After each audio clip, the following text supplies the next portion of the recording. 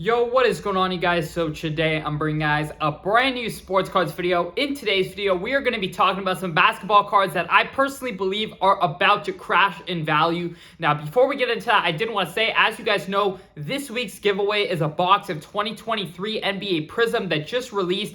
If you guys would like to go ahead and enter, all you have to do is subscribe, like this video, and comment the word done. Each and every video that we release throughout the week, you guys can have a chance to enter by liking the video and commenting the word done, assuming you are subscribed. So definitely go ahead through the week, comment on our videos, like each video, and you will have multiple entries into the weekly giveaway. But without further ado, we are going to hop right into this video. So as you guys know, we are currently in the middle of the NBA playoffs. We have a lot of teams winning and exceeding expectations. We have a lot of teams, not meeting expectations. So I'm going to be breaking down what exactly happens in the sports card market, particularly the basketball card market, during the NBA playoffs and during the NBA offseason, because this is really crucial, especially if you're invested in younger players or players with higher stakes during these NBA playoffs. There is a lot that you probably want to listen to because a lot of cards do crash soon after the NBA playoffs. So the first big phenomenon, of course, as you guys may guess, is going to be players that get knocked out of the NBA playoffs. So when a player is in the NBA playoffs and they get knocked out, you see a massive sell-off on their cards just because everyone knows that they're not going to be playing basketball for the next 6 months. And so when you have an investment, a lot of people right now in the market, we're seeing more short-term investors than long-term investors. We're seeing a lot of flippers in the market. And what happens when a player is not playing for the next 6 months is all those short-term investors that were invested in that player's cards for the NBA playoffs in hopes that they would perform, they all sell off, and those all hit the market. And at the same time of all the supply increasing, you see demand decreasing because now which short-term investors, which flippers want to buy into a player who is not going to be playing for the next 6 months. And so you see a big, massive increase in supply in the short term, and you see a massive decrease in demand, in the short term. And this does cause, in many cases, a great buying opportunity for the short term. If players crash too hard, a lot of players that crash the hardest are players with the highest expectations. And if they don't meet those expectations, you're going to see their prices decrease. One player that comes to mind as I'm recording this video is Giannis.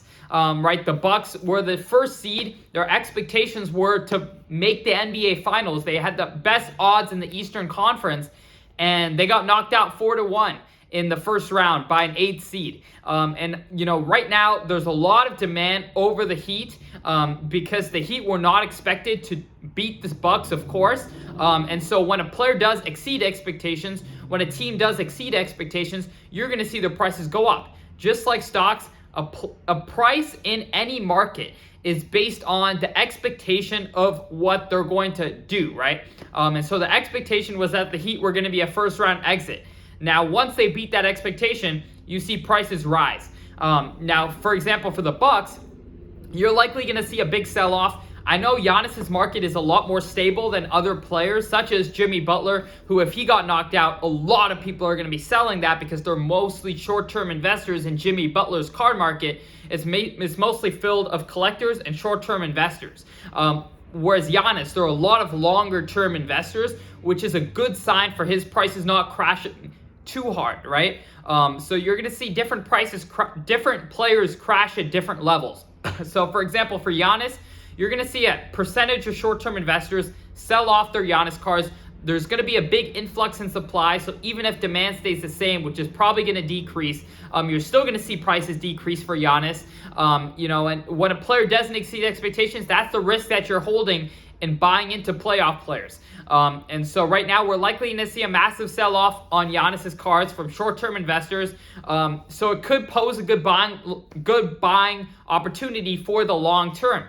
And I know there's going to be, it's likely going to stabilize within a month or two. That's what we've been seeing. The short-term investors who are desperate to get rid of their Giannis cards over the next month or two should be able to get rid of those cards, and we're going to see prices hit all-time lows. Not all-time lows, but all-time lows for the short term is what I'm saying.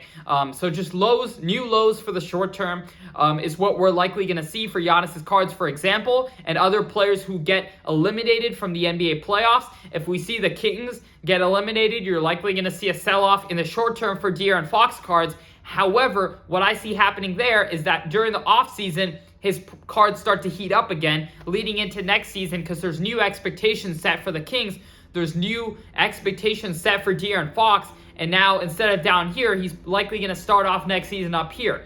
So he's personally one player who I'm really going to invest into for next season. And I could see a great buying opportunity in the short term if the Kings get eliminated and you see a massive sell-off in his cards from short-term investors who are trying to get rid of his cards because they're not going to see him play for another 6 months. So that is just a couple of examples that I'm using, but the main point is that a lot of people are going to be selling off players when the prices go down, when they get eliminated from the playoffs, and it's going to cause a big price decrease. Now, certain players such as Jimmy Butler or guys who are aging, maybe they have a couple years left to win championships and they don't have much of a long-term investment opportunity. Guys like Chris Paul come to mind, who have a lot on this season, right? If they can win this year, their prices are going to jump.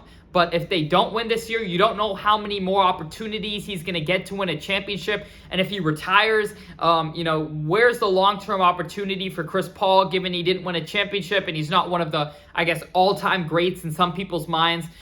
He's more of a collector's player. So there's a lot of stakes for guys like Chris Paul. And that this year they're going to, hopefully win. If they don't win, you're going to see a massive sell-off.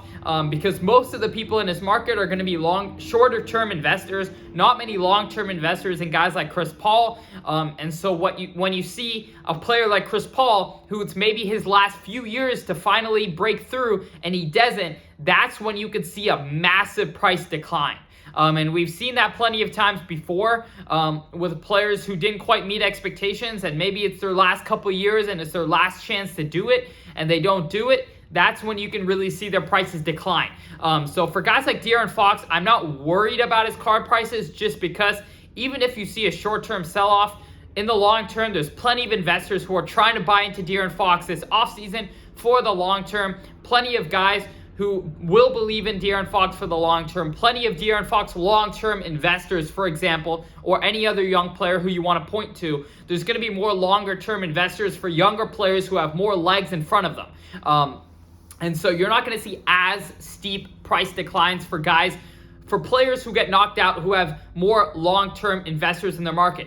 Me personally, where I'm focusing a bulk of my playoff investment money in is going to be for guys like Steph Curry, LeBron, and players who I think have massive long-term opportunities, as well as a good short-term opportunity if they somehow make things work this year.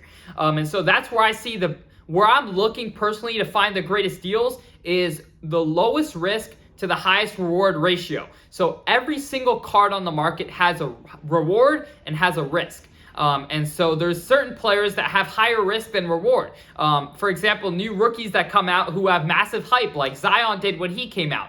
I thought with his prices starting up here, there's not much reward from up there, but there's a lot of risk because they could go down a lot. And so for guys like LeBron and Steph, I see the opposite because I think a lot of their investors, especially in LeBron's market, a lot of investors are longer-term investors. So the risk is not very much. Because at the end of the day, there's always going to be long-term investors for LeBron. So his prices may start here, and the risk may be it comes down a little bit, but he's still an all-time great, still one of the best players of all time. So his prices can't go down too much, but the upside is still massive because, one, as the sports card, whole market grows, you're going to see that price go up. But also, if the Lakers somehow make things work this year, price is going to go up a lot. And same with Steph Curry. I think him being the greatest shooter of all time, a 4-time champion, first ever unanimous MVP, one of the most fan favorites, and all-time great. If he wins, his prices can still go up a lot this offseason. But if he loses, I still think there's way too much long-term upside for his prices to steeply decline. So I see less risk and higher reward. And so that is why I'm focusing my money on Steph Curry and LeBron James. even if I don't think they have the best chance to win it this year, at the end of the day, the NBA is so unpredictable. You're never really going to be able to predict who's going to win, the NBA championship. But I would rather invest in players with upside to win the championship, but a very limited downside because of the long-term opportunity. So this is just what I'm looking for, and kind of taking you guys through my thought process when I'm investing in NBA players. Because you always have to think of the downside and the upside. Oftentimes we can get caught up and be like, if he wins, it's going to 3x. But you're not really thinking about if he loses, that card's going to be worth 30%, 40% of what it was worth. So you have to really think about that, and then also think about expectations. This year's a year with a little bit less of an expectation-based price system in the NBA playoffs, and that is simply because there's no real, I know the Celtics right now are favorites to win the championship, but there's no real, favorites. A lot of teams are kind of bundled up in the same spot where it's like, the Celtics could win, the Warriors could win, the Lakers could win for all we know. It's just really hard to kind of tell. And so in usual years, there's going to be players who are expected to win a championship. And if they do win a championship, their price is not going to go up much because it's already blended into their current price. And so I would highly suggest you think about, if I'm buying this player's card, his price is right here. If he wins, where do I see it going? Because this player's price is here. So just thinking in that kind of way, comparing players and markets is very important, because oftentimes people buy into the hype and buy players when they are up here. For example, Justin Herbert in the NFL last season, his prices started off the season up here, and his expectations for the season were up here. Even if he met expectations, his prices would stay the same. He would have to exceed those massive high expectations for his prices to go up. And guess what? He lost in the playoffs, and his prices have really taken a tumble. And so that is just, you have to be really careful with what the expectation is of the player you're buying. And if his prices are starting off the season up here, where's the upside? Because even if he meets those crazy high expectations, his prices are just going to stay the same, because the expectations already blended into his current price. And so I really hope you guys did learn something from this video. If you enjoyed, go ahead and subscribe, like this video, and comment the word done if you would like to enter in to win the box of Prizm Basketball. Other than that, I really hope you guys enjoy, and I'm out.